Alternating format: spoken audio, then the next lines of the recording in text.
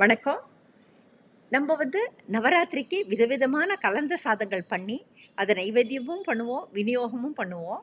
So, அந்த மாரி பண்றச்சே நம்ம டிஃப்ரெண்ட் டேஸ்ட் நம்ம கொண்டு வரலாம்.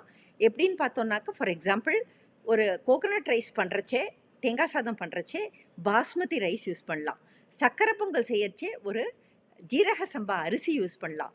இப்போ மில்லட் ரைஸ் அவ்வளோ ஹெல்த்தி. இது நைவேத்தியம் பண்ணுறதும் சரி, விநியோகம் பண்ணுறதும் சரி ரொம்ப நல்லது.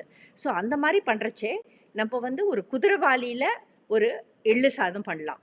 அல்லது ஒரு வரகரிசியில் ஒரு அக்கார அடிசல்ஸ் பண்ணி நம்ம நைவேத்தியம் பண்ணலாம்.